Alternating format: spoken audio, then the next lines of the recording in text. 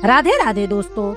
कार्तिक मास की शुक्ल पक्ष की एकादशी को देवउठनी एकादशी कहा जाता है। आज हम इस वीडियो में एकादशी व्रत कथा सुनेंगे।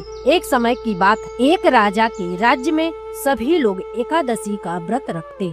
राजा और प्रजा, नौकर से लेकर पशु तक को एकादशी के दिन अन्न नहीं मिलता।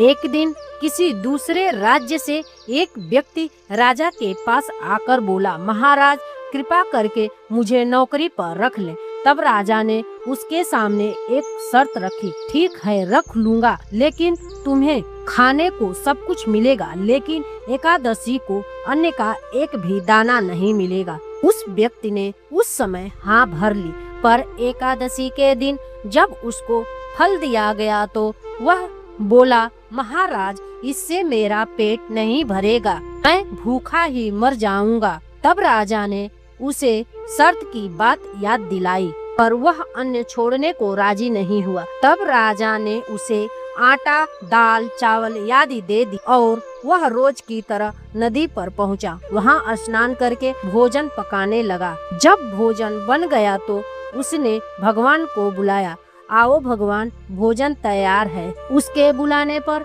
पीताम्बर धारण किए हुए भगवान चतुर्भुज रूप में उसके सामने आ गए और प्रेम से उसके साथ भोजन करने लगे। भोजन के बाद भगवान अंतर्ध्यान हो गए, वह अपने काम में लग गया। 15 दिन बाद जब अगली एकादशी आई तो वह राजा से कहने लगा, मुझे 2 गुना सामान दीजिए।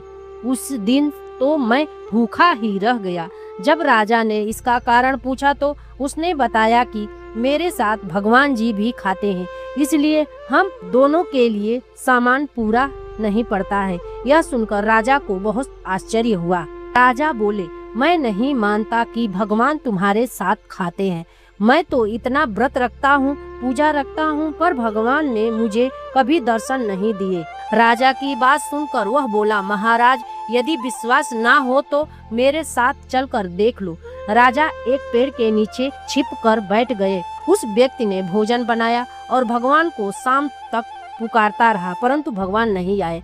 अंत में उसने कहा कि भगवान यदि आप नहीं आए तो मैं नदी में कूदकर अपने प्राण त्याग दूंगा, लेकिन फिर भी भगवान नहीं वहां आए।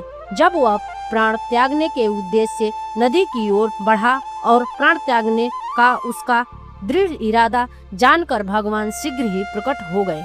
उन्होंने उसे रोक लिया और उसके साथ बैठकर भोजन करने लगे। भोजन करने के बाद भगवान ने उसे अपने विमान में बैठाकर अपने साथ अपने धाम ले गए। यह देखकर राजा ने सोचा कि व्रत उपवास से तब तक कोई फायदा नहीं होता जब तक हमारा मन शुद्ध न हो। इस घटना के बाद राजा के मन को बड़ी शांति मिली।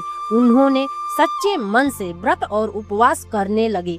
कोई बंधन, कोई रोक टोक अब राज्य में नहीं रहा और अंत में राजा को स्वर्ग की प्राप्ति हुई।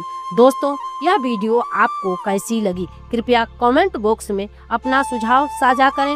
हमारे चैनल धार्मिक दर्शन टॉक को सब्सक्राइब करें, लाइक करें, शेयर करें। जय श्री राम।